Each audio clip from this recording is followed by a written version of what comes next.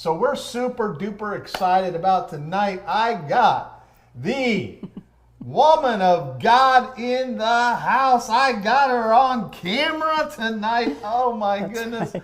Oh my goodness. I better get my camera on here. Here she is, Bonnie Johnson. Give her a big hand and a round of applause. Thank you. Man, we're having so much fun today, man. I tell you, we've been very, very, very busy doing a lot today with the launch of the book. We're excited. All of those of you who are joining in, we're super excited because right now Bonnie is at somewhere around the neighborhood of 470 on Amazon for book sales. So we're super duper happy for that. But we want to get her to number one. I want to get her to number one. So we are still pushing. Many of you who are on tonight, you received an email. We just sent it out recently. And what we're doing is we're asking you to help us spread the word. So we've spread the word as much as we can in the network that we have. But if you really believe in the scriptures where Jesus said, hey, they said, what's the two greatest commandments? That's right. He said, number one, love the Lord your God with all your heart, your soul, and your mind, and your spirit, and your body, right? Amen. Then the second commandment was what? Love your neighbor as you love yourself. Well, we got a book here that says end self-hatred and finally learn how to love yourself. That's right. Because what's that scripture say? It's saying that, listen, the foundation of loving God, the foundation of loving other people, if you don't love yourself unconditionally, and that's what Bonnie talks about in this book so brilliantly. If you don't love yourself unconditionally, I'm gonna tell you what, you're gonna end up living a life with bad relationships, one bad relationship after the next bad relationship. That's right. It's gonna hinder you professionally because you can't connect. It not only relationally, but also it's gonna stop you in the sense of your wealth. You're not going to make the money because you don't have relationships. And not only that, your health. So many people, when you don't really love yourself, you don't take care of yourself. And that's one of the biggest problems. It doesn't take very long to look around in the United States of America. Oh, boy. Sure. Oh, boy. It shows all over with our bodies, right? Yep. And how we take care of ourselves. And all of these main issues in our life, whether it's financial, relational, or health, it's all tied back to what Jesus said. Loving yourself. And that is the foundation. Right. So we got to get rid of our self-hatred. And you talk about that great in the book. So can you help us? I know y'all know some people out there that don't love themselves. You got some family, you got some friends, and you got some enemies. That's probably I know true. y'all got some enemies out there. Hey, just go to your email, right? I want you to do this right now because all of you who are on live right now, you received an email and we just said, will you forward this email? Just forward the email to 5 or 10 people. That's all we're asking you to do. But we welcome you all. Yes. To this awesome time together. And what do you want to say before I know what I want to ask you some questions. What do you want to say to the people before we get started? Well, this book means a lot to me, and I'm sure it's going to mean a lot to all of you, because when you have self-hatred, it destroys your body, it destroys your relationships, and we're ending that. Mm-hmm. I ended it in my life, and I decided I'm not going to carry that anymore. And I got to share something with you real quick. I have this ring. I don't know if y'all can see it or not, but it's an octopus. Imagine you having bling on. Hold on a second. Hold on. Let's zoom in on the bling bling. Okay, some of you don't know my wife. She's the bling queen. Okay, oh, yeah. All right, here we go. Well, stick it out there. What you got this going on ring here? is an octopus. Oh yeah, you got an octopus. And in my book, I talk about Oscar the octopus, who really tried to steal everything from us. So I found this ring in a boutique, and I thought, I'm using this ring as a symbol that he can't steal anything anymore. And I can wear this with pride because nothing can be stolen from me anymore. I don't give it away. So Ooh, Oscar, like you can't. He couldn't have it, but I love the bling on it. That's a lot of diamonds, baby. That's a lot of diamonds. No. Yeah, but hey, what we should do is we should show people like the crux of the book. Oh, please. This is a picture of what she's talking about. The book that she did is so unique. I want to show y'all this. It's so unique. You're gonna love it. It's something you've never seen before. But the whole story is centered around it's the story. The real book is called The Story of Penelope Jane. Right. End self-hatred and finally learn to love yourself. And what do you explain to everybody watching there what they're looking at? Well, right here in the octopus, he has tentacles. Right. And each tentacle is a chapter of my book and things that I had to conquer in my own life to get rid of. So there's Penelope Jane, and she's attacking each tentacle one at a time. And when I looked at this, I thought, how incredible in this ring that all the tentacles in there. And as I conquered them, I thought, this is my reward. Oscar, you see, this is my reward for conquering. You wear him on your hand now. Oh, you better believe it. He can't wear me for nothing. I wear him on my hand for sure. Yeah, I love that. But Penelope has her sword, and the sword of the Spirit is the Word of God. And so she went after him with the Word. Yes, And awesome. So I love it. That's cool. You're so brilliant how you did that. Like, she wanted to create, it's a book that tells her story, but it gives it in a different form, right? So Oscar's really the enemy. Right. And he has these tentacles, and octopuses try to wrap themselves around you and suck everything out of you. And there's these 7 key things that you found out about self-hatred that you had to deal with. Right. And you had to conquer. And each one. Oscar represents the enemy. Yes, he does. And so you do it in a cheerful, a light way. It's so neat. And how you defeated these 7 main things that keep people locked up in self-hatred. Right. So I love it. I love it. So we just wanted to show you that and kind of get an idea of where the book's going to take you. It's not your ordinary book for sure, because one of the things Bonnie does in the book, before I'm going to ask her some questions, one of the things she does is she tells the story through the lens of Penelope Jane dealing with Oscar. Right. And she tells the story of her life and how she overcame each one of these evil tentacles that tried to keep her in self-hatred. Yeah. And what she did to cut those tentacles off. And people who came into her life to help her, and some people, sadly, didn't. Who were actually used to cause some of these problems and some of these issues, just like we know. That's right. But once you tell the story, what's super cool is then Bonnie goes in like Dr. Phil. and she takes the story and kind of says, okay, you learned this story. Now here is here's a look at it from a psychological point of view and what you need to fix. And then you give them coaching assignments at the end of each one of what to do. That's important, because once you hear information, what are you going to do with it? Right. So you've got to take it and do something with it. All right. So awesome. So let's dive in. I want to ask you a couple questions. Okay. And first of all, I want you just to tell like the journey of writing the book and how it all began and how you even came up with this whole thing. Well, it's all because of you. And what happened was, my husband came to me one day, and I had been talking and complaining about a few things, and he said, well, why don't you write notes down about how you're feeling, what's going on in your life right now. So he did this thing called one word. What's your one word? And I sat and thought about that for a while, and I thought, self-hatred. Well, I thought he was going to fall off the chair when I told him that. I said, I dealt with a lot of self-hatred. And he's still looking at me like, a calf at a new gate and trying to figure out this. And I realized that through this, I started journaling. He said, write things down.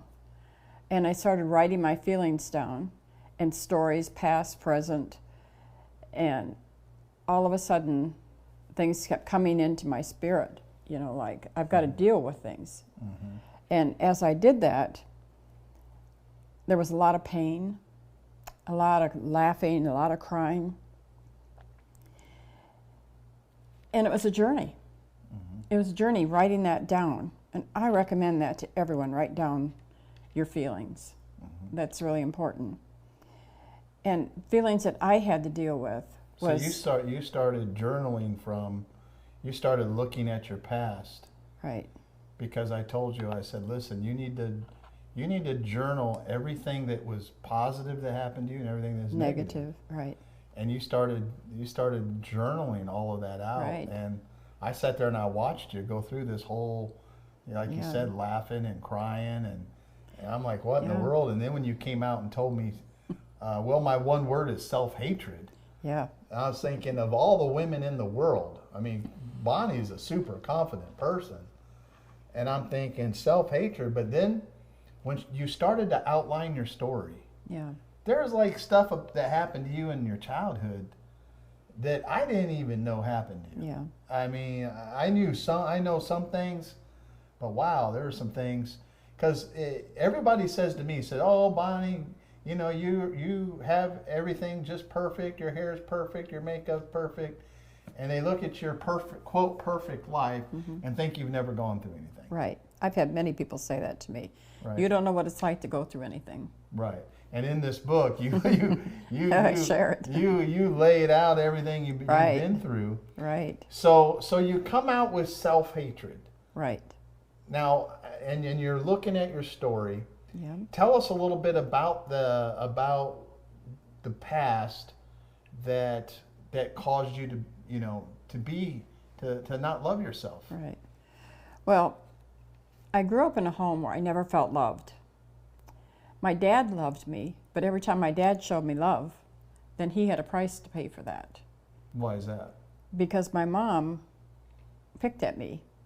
My mom had a stepmother that didn't like me at all.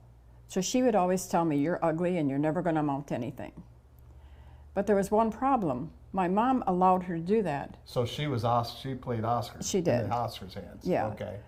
But she allowed my grandma to do that to me. She never protected me. Okay. And so growing up, I never felt loved by my mom, or my grandma, certainly not. But my dad tried to compensate for it, which didn't always work out. And I think the biggest thing for me was I always felt maybe if I did something that maybe they would like me. But that didn't work. So all I started doing at that time was putting little pebbles in my heart. And as a child, I started getting a stony heart. It started with one little pebble, then it went to a few rocks, until finally, one day it became a boulder. And it was a big thing in my life that I really had difficulty. I didn't love myself. Wow. And I really struggled with love because, you're not going to amount to anything, but you care. So wait a minute. So this step-grandmother told you you'd never amount to anything, told you were ugly, told you that you're no good, and told it to your mom. Yes. And then she believed it. Well, and she influenced her. She influenced my mom to join in on the putting you down and all the rejection that you faced. And she did that. And so that was difficult. And then you just bottled it all up inside? All inside of me. Stones and hurts and... I did. All of that? Right. Okay. And I just felt that nobody cared. But God's so awesome. You know what he did? What? He sent my Aunt Donna into my life. Okay.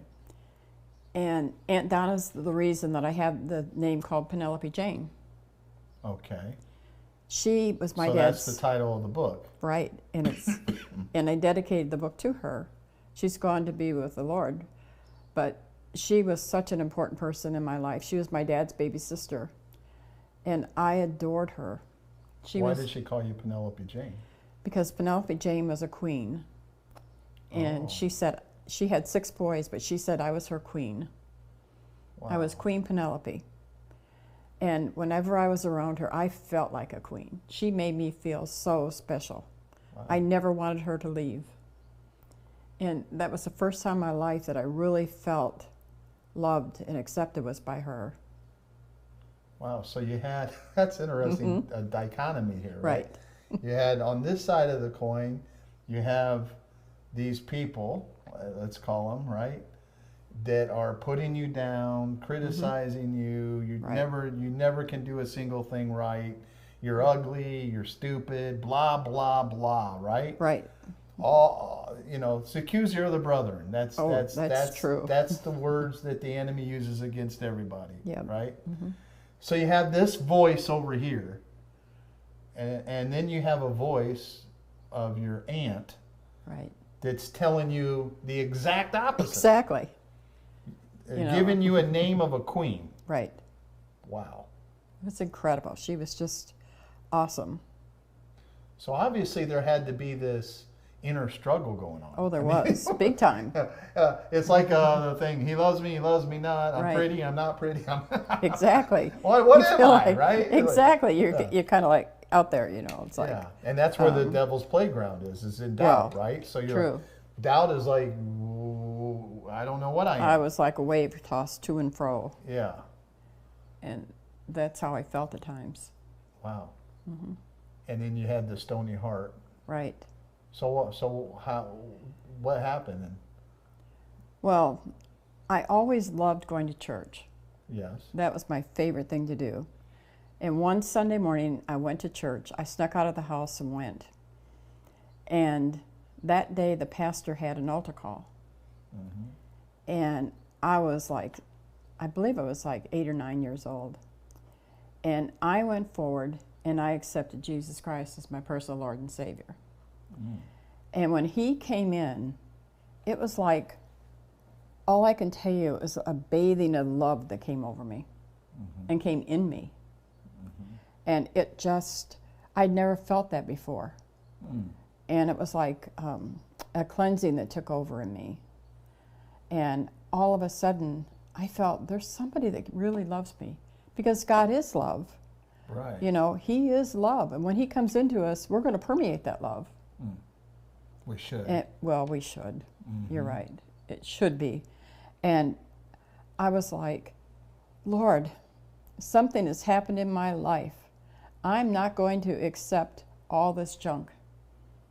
And as a little girl, I started making a determination that I'm not going to put labels on me. I had to really fight. You're not going to let these people tell you you're dumb, you're ugly. No, you're because not they gonna did that. Nothing. Yep. So you became like that. You became like this thing in the arena, right? You became this girl with. That's why she wanted to fight. That's why you have the picture of the little girl and the sword. She had to fight. She had to fight as a girl. Mm-hmm. Something that your parents should have empowered you. Right. That should have been an environment of empowerment. Exactly. It wasn't. It crippled you. Yep. And thank God for this Aunt Donna that spoke spoke positive in your life. But and God coming into your heart like that. Right. But the thing is, before that, I need to go back a little bit because I would look at myself with eyes and I would start to think. I didn't even want to look in mirrors. I really had a thing about looking in mirrors. Is that why you put the mirror on the front of the book? Yes, because I couldn't do it before. You couldn't look at a mirror? No. Because every time I looked at that mirror, I thought, oh, there's that ugly girl again. There's that girl that will never amount to anything. Mm. And I told myself that. I had the worst negative self-talk that you can imagine. And every time I was talking, I was, boy, Bonnie, your hair is long and black, and nobody's going to like long black hair. And, just little things like that I would do to myself. Yeah. And I was like, I don't want to be that way. I want to be like everybody else. Mm-hmm. And then the day came where I could look in that mirror. Mm. And it was after my healing took place. Wow. But remember, healing is a process. Mm-hmm. I had to go through a lot of process. I had to go through a lot of junk to get out. And it didn't happen overnight. I say it this way, the pebbles came in little at a time, and God started removing them a little at a time. Mm-hmm. It's like I was an onion that he had to peel layers and layers off of. Okay. And once he did that, it was like, holy cow, I'm a different person. Yeah, sure. You know, and, Mm-hmm. and I honestly could say that I did love myself. Mm-hmm. I looked at myself in a new light. I looked at myself with God's eyes, but I looked at myself as the queen, Penelope. So you changed your self-portrait of how Right. you saw yourself. Oh, definitely. Okay. I had to do that. So prior so when you lived in self-hatred, you were seeing yourself as this ugly person you Right. couldn't even look at in the mirror, Right. to now Hmm. you see yourself. What do you look at when you look in the mirror today? I look in the mirror and I say, what an awesome, kind-hearted person you are. Okay. I look at that and I think, You didn't have beautiful in those well, descriptions. beautiful. Okay, beautiful.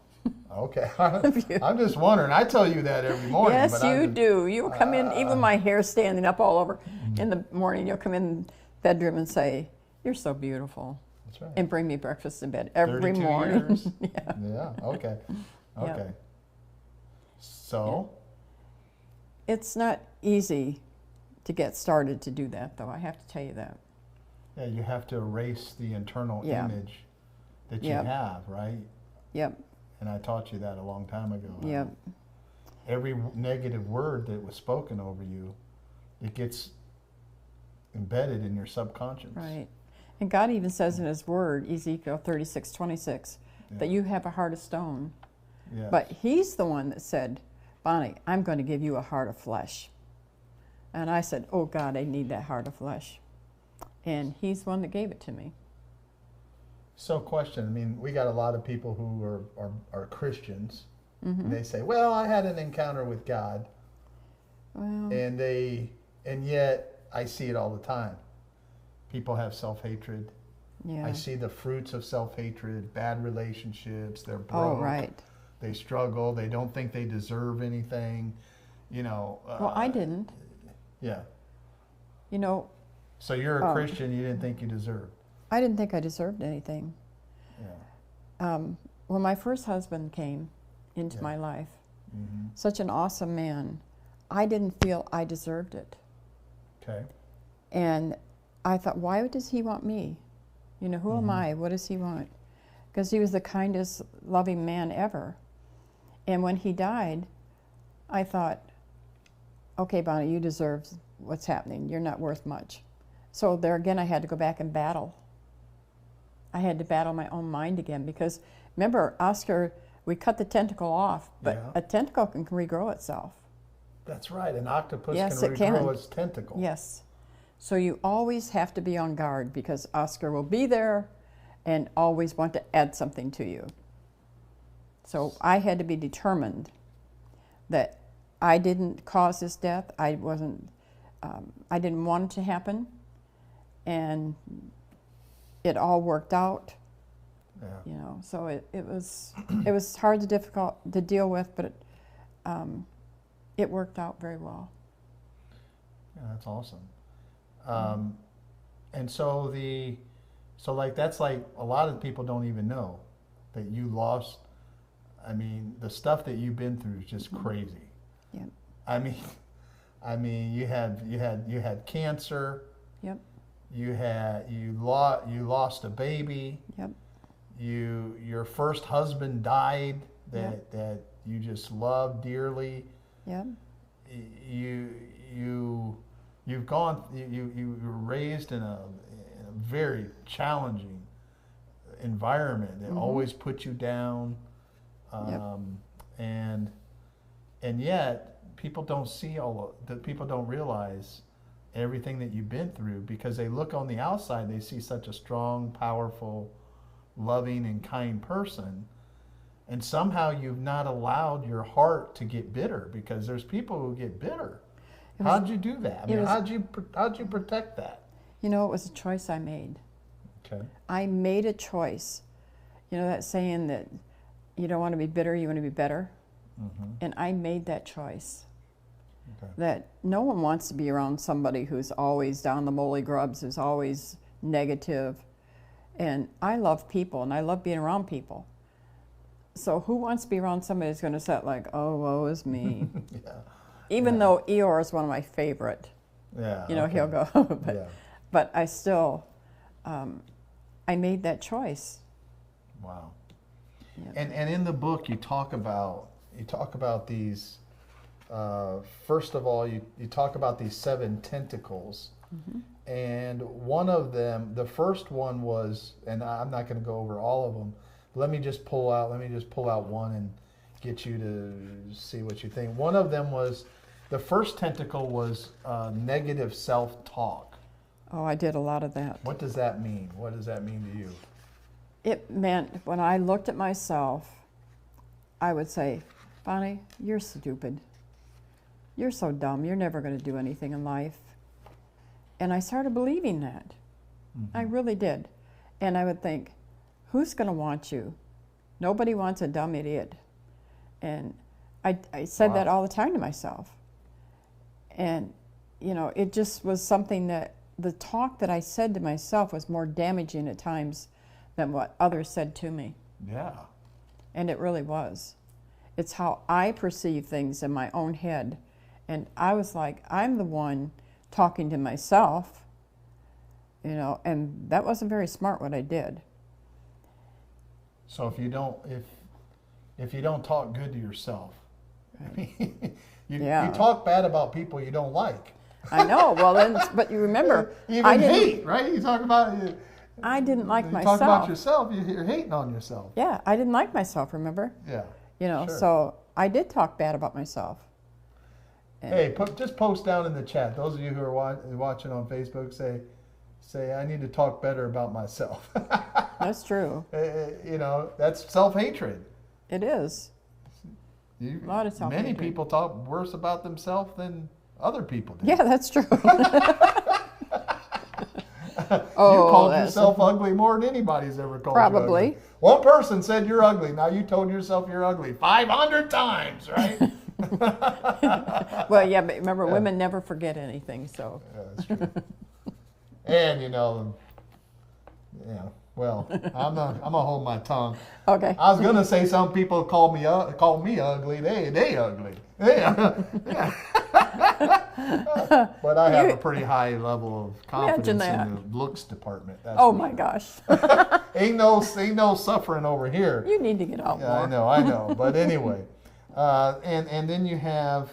Let me pull this other one out. Learned hopelessness. Oh my is gosh. a sign of self-hatred. Tell us about that. What does that mean? Learned hopelessness. Learned hopelessness to me in my life was that things were never going to get better. Wow. I'm Whoa. always going to be like this. There's no way, I couldn't see my way out. There's no way that I ever felt I was going to get That's better. exactly where a lot of people are. Oh, right I know. They look at the situation. I looked at all the situation around me and thought, how will this ever change? With my grandmother in the picture, nothing's going to ever change about me. Mm. And so I figured I have to just live with it. And so I did for a long time. You know, I lived with that. And But you also told in your story how you would try to get out of the environment and run to Aunt Donna, Right. run to your grandma, Oh, yeah. and then you get in trouble. Always. So you try to get out of the environment. Yeah, but you get in trouble because you got out of it. Yeah. Yeah. And I love how you encourage people that you have to change your environment. Oh, definitely. Like you got to get out of the toxic, You do. and because you're never going to get better if you keep listening to Right. listening to Oscar, That's true. basically listening to the devil himself, right? Right. Yep. And the devil speaks through people with dresses and neckties. Oh, does he ever? Yeah. And they go to church and they say, Amen. And they say, in the name of Father, Son, and Holy Spirit, and Mary, right? I know. Whatever. Oh, I love that. Learned hopelessness. Yeah. And so, like, where are you like now? Like, okay, so Like, from learned hopelessness to... I love my life. Yeah. I love my life. I just look at it and say, thank you, God, that I can do all things through you. Right. And I think, you know, challenges, even writing this book was a big challenge for me. Mm-hmm. Because to be honest with you, I didn't want everybody to know my personal life. Right. So this was, and for me to open up and do this was a big thing. Yeah. Well, so I think I've come a long way to be able to do that. Yeah, you have. I'm proud of you. Very proud. Thank you. Because you're going to help other people. All these are things that other people struggled with. You know what a big one for me was perfectionism. Okay. Everything had to be perfect. Mm. Oh, I was so bad about that. I just wanted everything in my life to be perfect because I thought if it was perfect, then everybody would like me better. Yeah. So I strived to always be a perfectionist. You know, I still do that in everything that I do. I try anyway, let's put it that way. You know, our home has to be perfect all the time. I don't like anything out of place. Mm-hmm. And, you know, there's things about myself. People will say to me, where are you going? I'm not going anywhere. But when I get up in the morning, my hair has to be done, my makeup has to be done, and I've got to look like I'm going somewhere, even if I'm not. Oh, that's a principle right there. Well, hey. Look like you're going somewhere, even if you're not. That's right. I love that. You're so funny. So, oh, God. That to me, you know, but everything, you know, it's like my daughter, Julie, when she was little. She's going to hear this and say, you know, boss, I'm sorry, but I had to make her perfect. I didn't like her to play in the dirt with the other kids because I always wanted her neat and prim and proper. Mm-hmm. And so everything had to be prim and proper. Yeah. Yeah. But thank God, because look how she is today. And now you've loosened up. And yeah. But I will say this. I think this is a point, and you bring it out in the book. Every weakness is also something that's a positive on the other side. And you can turn it into positive. Right. Yeah. And so for 32 years, mm-hmm. I've never seen you one day without makeup on. I've never seen you not dressed nice. I've never seen you not looking good. Every single day. And your mother, your grandmother, your good grandmother taught you. Right. What'd she teach you? When I was a little girl, I went into her room one day. Why'd you do it? Yeah. And she had a dressing table. And she was sitting at that dressing table and she was putting a little makeup on and she was combing her hair. And she said to me that day, I'll never forget it. I said, Grandma, you look so pretty. And she said, listen, I want to teach you something right now. She said, you get up in the morning, you fix your hair, you put on, she said a clean apron, which was kind of cute, you know, for her. Now you're going back in the old days. Right? Yeah, but my grandmother was a nurse and she had to wear a uniform. Yeah. So she probably covered up till she went to work or whatever. Okay. And she said, and you make sure your hair is fixed because if you don't look good for your man, somebody else will. Ooh. Yeah. And I thought, oh my goodness, that is so true. Yeah. If I don't look good for you, somebody else may come along and look better, you know. Yeah. And that's important because I see ladies, I've said to you how many times, women do not fix their hair. Women do not wear makeup. They don't wear good clothes together. They come out with sweatshirts, t-shirts, whatever on all the time. Yeah. And you wonder why their husbands leave them. Exactly. Our appearance is really important. Yes, yes. Well, a man is turned on by appearance. Yes. Yeah, women are turned on by words. And, true. Okay, we won't get into that. We won't get into that. Anyway, so let me just throw one more out. Hey, by the way, those of you out there, hey, if you're enjoying hearing from Bonnie, will you just make a comment down below? Let's light up this Facebook. Come on, everybody. I know a lot of you are listening. Just give Bonnie a hello. Give Bonnie a congratulations. Will you do that down in the chat, all those of you who are watching? Right now, come on. I want you to tell Bonnie, I want you to thank Bonnie for her courage of telling her story. She's never talked like this before. She's never really shown people her life, and It's what this book is about, her life and Right. how she handled all these different things. Thank you so much. Thank you so much for commenting down below. And, Yes, thank you. All those over you on Facebook and Twitter and all of our social media accounts. Thank you so much for joining us. Listen, if you haven't got the book yet, endselfhatred.com/book. Just go to selfhatred.com/book. We're pushing Bonnie to get this for on number one on Amazon. We're at 470, somewhere like that. And we want to ask you to go get this for yourself. It's more than just a book. Mm-hmm. She set this up as a coaching process Right. to help you go through. It's not like just wave the wand and tomorrow all your self-hatred's going to be gone. I wish it was that easy, but listen, there's some things you got to deal with. That's right. I think you said something about an onion, right? You've got to be peeled like an onion, and you layer upon layer. One layer at a time. And you know what? This was really important for me. I had to have somebody coach me through it, going through the self-hatred. All right. Because on my own, I found it difficult. Even though I got saved, you know, I had Jesus living in my life, I still carried some of that into my later years of life. Mm-hmm. And so I called her my spiritual mom. Okay. And she was like a coach to me because she helped me through all the battles that I went through. Ah. And there were battles because you're battling your own mind.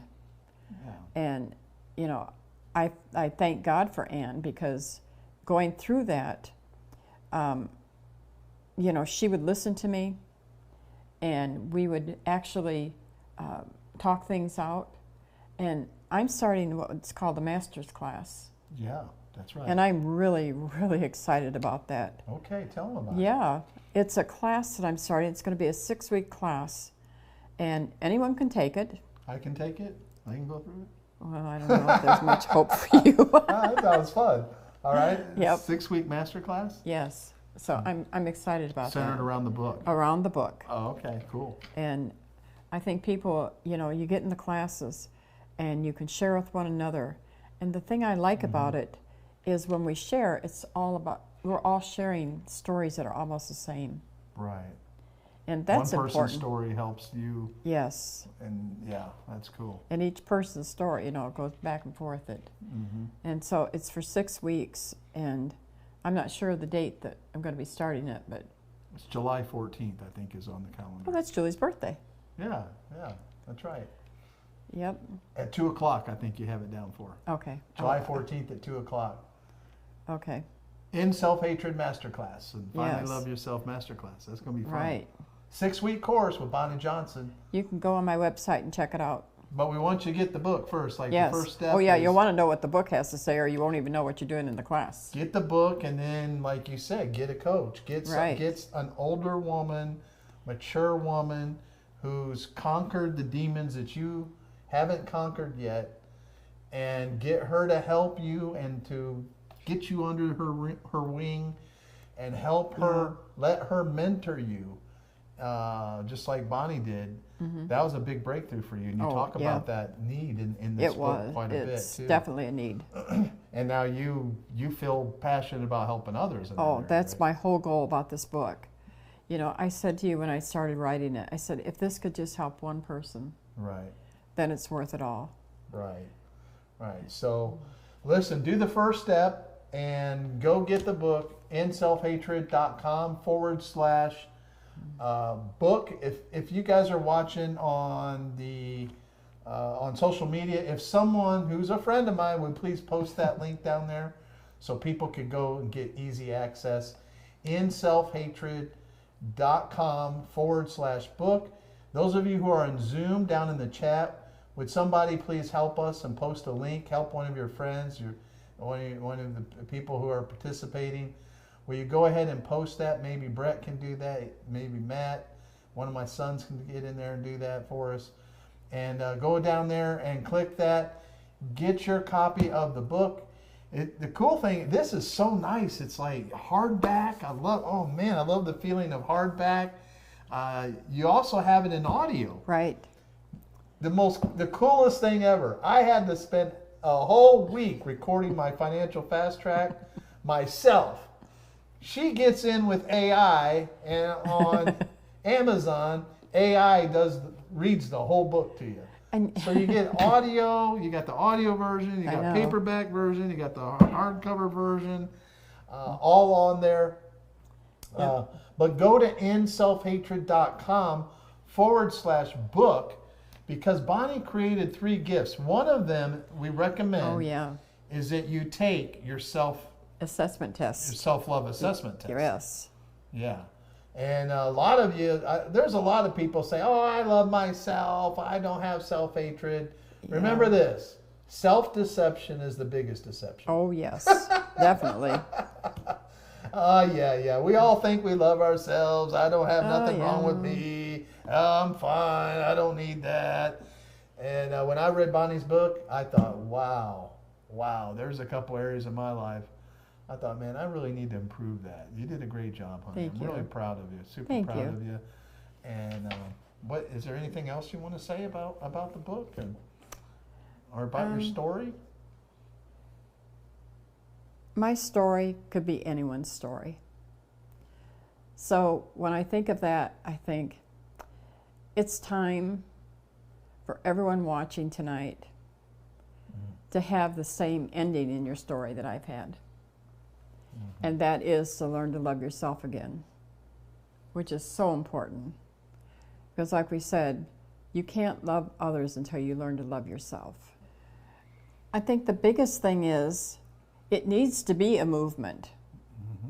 I think that's really important in gathering a group of women together and encouraging them that they're valuable. That's the most important thing to start with, that they have value. No matter what's been spoken to them, that they have value. And that creates just positive words in their life because they're not used to hearing a lot of positive. So I think once you start in, where they can hear that, wow, I do have something to offer. I am valuable. That's such an important word. And really, that's a good question, Dr. C, because really what I want to see, because I know the anointing of God on her life. I've seen it over and over. Because she had such trauma, that's what you're calling it, trauma. Yeah. As a child, that's trauma. Those type of environments where you're abused verbally and physical, that's trauma as a child. Right. And that brings hurt in the human heart and breaks a person's spirit. And so you have to be healed. Yeah. And one of the things God's gifted my wife with, the late, great Lester Summerall, as a little child, laid hands on her. Yes. She talks about that in the book. Yeah. And called her out at a dinner party and put his hands on her, laid his hands on her. And so Bonnie has this unique ability to see the pain in people's hearts and then pray over them. Right. And they get healed. Internally. Seen it many times. Yeah. Many times. So that's why we want to, that's why she's doing a mastermind, and she's gonna, it's her exact plan to create a movement, and then even have a summit where people come down and we have a healing time together where we can get our hands on them, we can pray for them. Right. And have that spiritual impartation that she experienced. That a lot of people have never experienced that, because some wounds only God can heal. That's right. Only, So you have this cool thing about birds, or what is that about? Broken wings of birds or something like that? Broken wings take time to mend before they learn to love again. Wow. Before they learn to fly again, I'm sorry. Broken wings take time to mend before they learn to fly again. Wow. Yeah. And then they fly stronger than before, right? Stronger than before. That's the name of the master class, Stronger Than Before. I like that. The awesome thing, I want to share this real quick. Before my mother died, she said to me, I said to her, Mom, why did you allow Grandma to speak to me the way you did? And she said, I was so grateful for her to taking me in when my mother died. And she said, I was afraid of her. And she said, I said, well, why did you let her do that? And she said, well, I'm so sorry that I allowed that. And you know, that was such another healing in my life, that my mother admitted to me that she was sorry that happened. And I just, you know, her and I had such a good relationship in the end. It was just awesome. Yep. Yeah. Yes. Oh, yes, definitely. Yeah. I usually bring her in on my coaching programs on one of the days and have her pray for people and speak to people. Right. And speak healing words over people, and people do it right over a Zoom call, just like this. So we're not hindered by being together, but the definite plan is for people to go through the Stronger Than Before masterclass, and then maybe every quarter or once a year, bring everybody down to Florida here, and we have a time where she can really minister to them one-on-one. That's the current plan right now. Right. I think when I got so tired of people being so negative to me, and when God came in, you know, when Jesus Christ came into my life, I knew it wasn't right. But I still, you know, I still had that lingering in me. And there was a day when I was determined. I just said, this is it. God, you've got to be real in my life. There's just no way I can go on this way. And I said, I'm miserable. I don't want to make people around me miserable. I grew up with enough of that. So I think it was more the determination that I made, that I don't want to live like that. And the decision that I made was, I'm going forward. Right. I'm not going to look, you know, you can't go forward looking in the rearview mirror. And I don't want to go back there and look any time. I want to look forward. I started looking for a future. And that was the key right there. Bam. I looked at what my future could be if I changed my life. Which that's when you learned hopelessness. Yes. You started dreaming. I did. I did start dreaming. Because before that, I didn't have a dream. I had no dream. Because you didn't think you deserved it. No, I didn't deserve it. And so then I decided, I'm going to go forward with this dream. I'm going to start dreaming. And then, even back then, I made a list of things to dream for. Yeah. And that was really important. From the day I met her, she had lists. Oh, I made lots of lists all the time. You can either take them, Brett, as a list of dreams or list of requirements for me to stay married to her. He's bad. Oh, gosh. Yeah. She bling and nice cars and nice houses and nice clothes. She had her list, brother. That's a good wisdom secret for some of you women. Y'all ain't got no list. It just wasn't all that. Oh, Lord. And then, you know, there was something else, too. I had the most beautiful, awesome daughter. Yeah. Who's always been encouragement to you. Oh, she is just my rock. From day one. And you have to be an example to those around you. And that was really important. Now, I think Brett, am I right, Brett? Brett's kind of asking that. That's good. I'm glad. But I think Brett's getting to is, am I right, Brett? Like, how did you get the courage to share this story? Because this is kind of intimate stuff. It's about your family. It's about your background. And you're letting it all hang out. You're like, this is what happened to me. I'm saying it because it's going to help other people. I care more about what other people getting healed than what others think of me. My little family who put me down, ran me over the bus, what they think. Mm-hmm. I'm going to be honest with you. I had to wait till my mom was gone because I didn't want to hurt her, for one thing. Even though we got